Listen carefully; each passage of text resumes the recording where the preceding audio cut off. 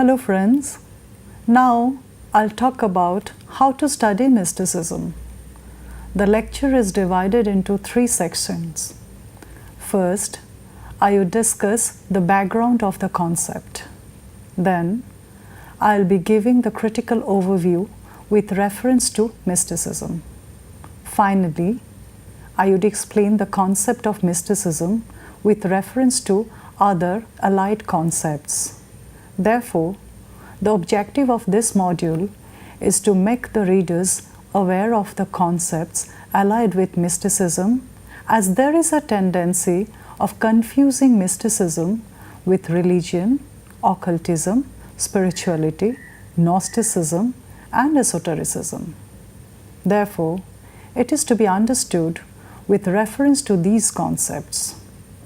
At the same time, one is expected to suspend his or her intellectual or rational mind to understand this concept in a better manner. It is more of realization and experience. It has nothing to do with intellect. There had been a lot of discussion on mysticism in the past. The Vedic seers had expressed their mystic sentiment in the form of poetry. Plotinus had also discussed in detail about the self in his 6 Enneads, which is a collection of his writings compiled by his student in 270 AD. Let us now see a passage from the first tractate of his first Aeneid. Quote, "Soul, though one undivided in the all, as being present to bodies in division, in so far as any bodies are animates, the soul has given itself to each of the separate material masses, or rather it appears to be present in the bodies by the fact that it shines into them. It makes them living beings, not by merging into body, but by giving forth, without any change in itself, images or likenesses of itself, like one face caught by many mirrors." Unquote. Here we see that Plotinus was a mystic, and he spoke in the same line with the Vedic seers, as they also had explained their mystic realization of the soul in the Gita and in the Upanishads. But the term was not known to anyone. Any kind of mystical experience had been equated with religious sentiment. Critics like Jacques de Marquet and Louis Dupré believe that the religion is the basis of any mystical experience. It is true to some extent, as we are influenced by the images and the ideas of the religion we belong to. But mystic realization is more than that. Mysticism deals with a deeper realization of the Supreme, whereas religion is concerned with the ways of worshipping a particular deity. According to Emil Durkheim, quote, "A religion is a unified system of beliefs and practices relative to sacred things, that is to say, things set apart and forbidden, beliefs and practices which unite one single moral community called a church." In mysticism, we do not find any intervention from any institution like the church or the temple or the mosque. Mysticism is a personal experience of a seer. According to Professor Arthur Verslewis, mysticism is the purest form of esotericism, an inner dimension of religious experience, clearly distinguished from ritual or institutional religious practice. And it also represents direct experiential individual Gnostic insight into the nature of the cosmos and of the divine. We see him explaining it as an inner dimension of religious experience, and he also dissociates it from institution and rituals. Mysticism primarily deals with our inner self. Hence, there are 2 schools of thought on mysticism. Critics like Stephen Katz say that mystical experience is a sociolinguist construct, while Professor Versluis says there are more to it. He says that any mystical piece of writing is a record of vision and inner transformation. We can cite examples from Rabindranath Tagore, where he writes about his transformative mystical experience. Let us now see a passage from Tagore's Religion of Man. He writes, "When I was 18, a sudden spring breeze of religious experience for the first time came to my life and passed away, leaving in my memory a direct message of spiritual reality.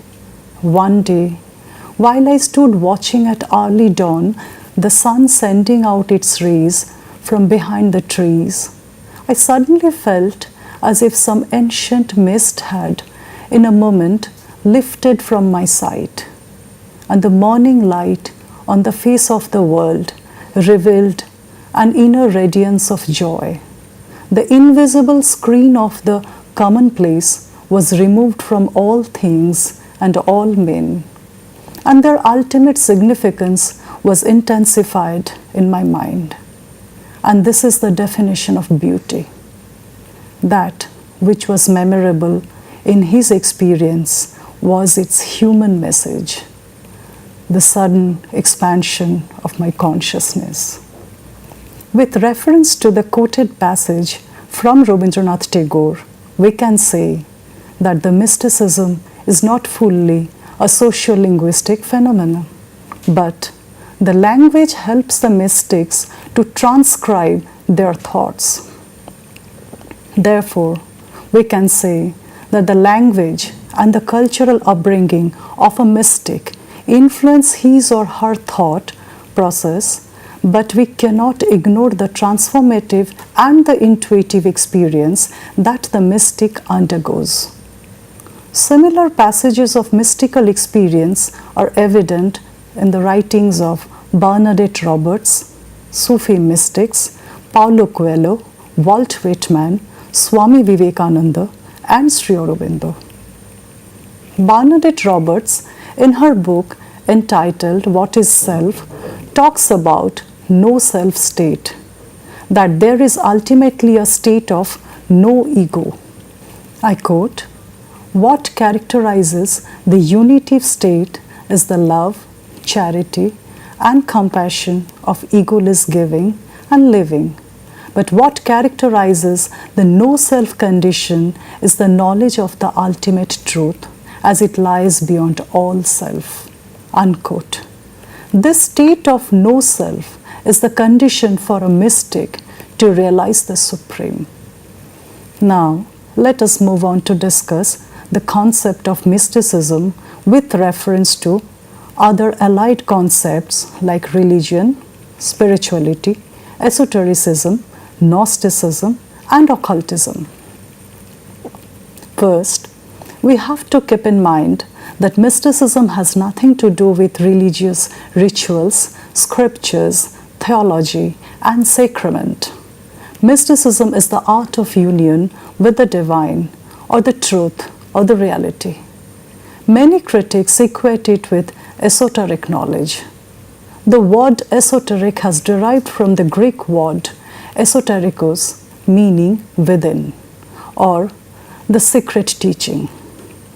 Mysticism comes from the umbrella of esotericism as it deals with our inner consciousness. Mysticism is also referred to as occultism sometimes, but occultism involves magic and alchemy. Occult practitioners often manipulate the natural phenomena for their benefit. Mysticism is nothing like that. It is associated with our self and consciousness.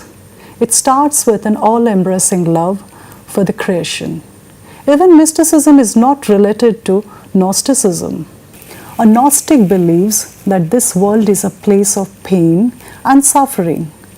A human being is trapped into it. The objective of a Gnostic is to return to God. But a mystic is in love with this mundane world. The salvation of a mystic lies in the expansion of his self with an aim to embrace the world and to move within as well as to be united with the Lord seated inside. Therefore, as a reader, we need to know that it is an experiential knowledge. The experience may vary from individual to individual. It is also transformative and deals with ontological reality. These criteria are known as perennialist perspectives of mysticism by the popular theorists. There is another aspect of mysticism as discussed by the popular critic like Aldous Huxley. According to Huxley, mysticism is a drug-induced state, and he talks of his mescaline experience in a book entitled The Dose of Perception, which came out in 1954. One can have a mystical experience after consumption of drugs, but this view is not acceptable by many.